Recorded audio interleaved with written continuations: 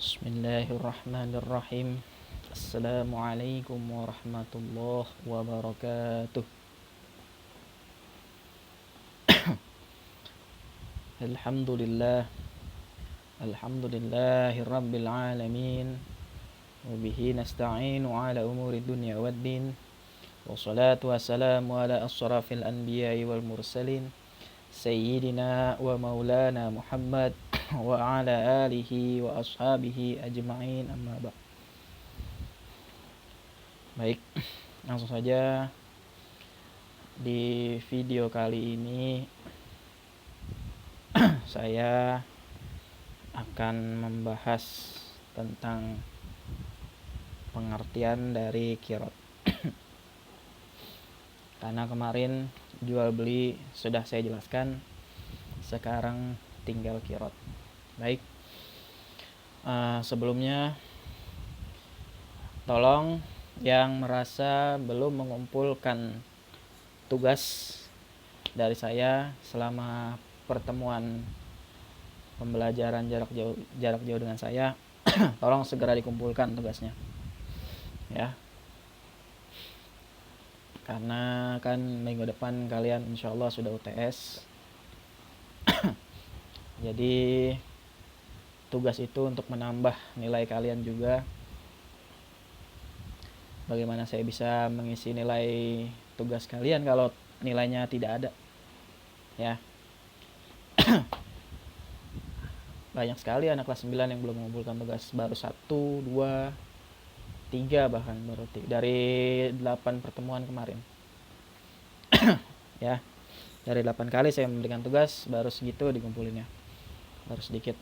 Jadi tolong yang belum mengumpulkan, esok ada terakhir.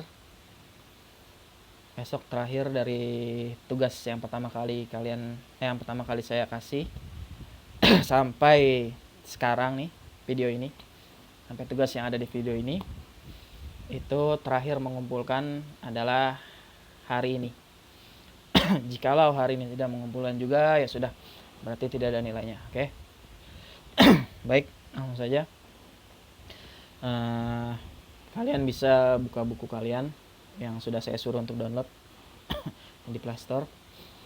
Kita lihat di sini qiraat, ya, buku fikih. Kalau di sini saya halaman 33 tentang qiraat. Oke, di sini kita lihat pengertian dari qiraat. Oke. Di situ qiraat adalah penyerahan harta dari sahib al-mal atau pemilik dana kepada pengelola dana sebagai modal usaha. Keuntungannya dibagi sesuai dengan nisbah. Nah, apa itu nisbah? Perbandingan laba rugi yang disepakati. Gitu. Simpelnya sih, kalau misalnya saya punya uang untuk modal usaha. Oke, misalnya. Nah, saya ingin buka usaha, saya serahkan misalnya ke fulan. Nah, tolong buka usaha, misalnya sembako. Fulan, tolong, saya memiliki uang sekian, misalnya 1 juta misalnya. Saya memiliki uang 1 juta rupiah. Tolong kamu buka usaha dengan pemberian uang yang saya kasih. Tolong buka usaha. Nah, tolong buka usaha sembako. Nanti hasilnya kita bagi 2. Kurang lebih seperti itu, ya. Itu pengertian dari qiraat seperti itu, oke. Nah, di sini qiraat dalam perbankan syariah sering disebut dengan istilah mudharabah. Di situ kita lihat mudharabah, yakni bentuk pinjaman modal. Bentuk pinjaman modal tanpa bunga dengan perjanjian bagi hasil. Perjanjian bagi hasil. Modal 100% dari pemilik dana, lembaga keuangan syariah atau LKS, dan pengelola usahanya adalah nasabah atau peminjam. Oke, nah di situ dari penjelasan di atas dapat diambil kesimpulan bahwa kirot atau mudharabah adalah usaha bersama. Nah, itu simpelnya. Simpelnya di situ usaha bersama antara pemilik modal dengan orang yang menjalankan usaha. Seperti yang tadi saya jelaskan tadi di awal, punya duit 1 juta dan duit itu harus dikelola lagi, jadi dia meminjamkan duit itu kepada fulan untuk membuka usaha. Nah, ketika usaha itu laku dan mendapatkan laba, maka labanya itu dibagi 2 dengan pemilik dana tersebut, gitu ya. Oke, lanjut kita hukum kirot di sini. Hukum kirot atau mudharabah adalah boleh. Oke, nah, hukum kirot itu boleh atau dibolehkan. Oke, mubah. Kirot mengandung unsur saling tolong menolong antara pemilik modal dengan pelaku usaha. Nah, tuh lihat. Membutuhkan dana atau modal, dalam hal ini Dewan Syariah Nasional MUI mengeluarkan fatwa tunggal. Tuh lihat tuh fatwanya. Bisa di search. Nah, tentang pembiayaan mudharabah dalam fatwa tersebut dijelaskan tentang dasar-dasar keputusan dan persyaratan-persyaratannya. Oke. Nah, itu hadisnya bisa kalian baca. Oke. Ada hadisnya, kita langsung saja ke yang ketiga, itu rukun dan syarat dari kirot. Oke. Yang A, kita di situ rukun kirot ada 6.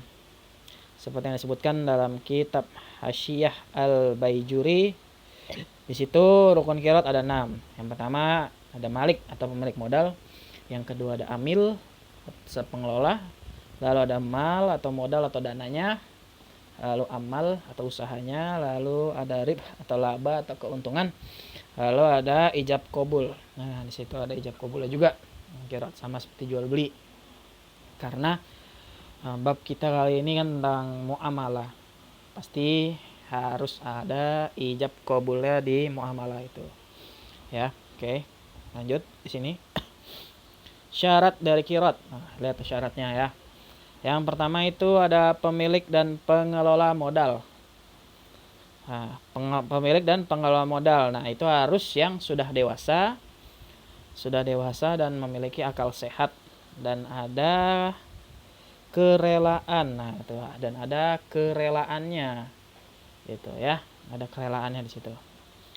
Lalu yang kedua, modal harus diketahui jumlah dan jenisnya.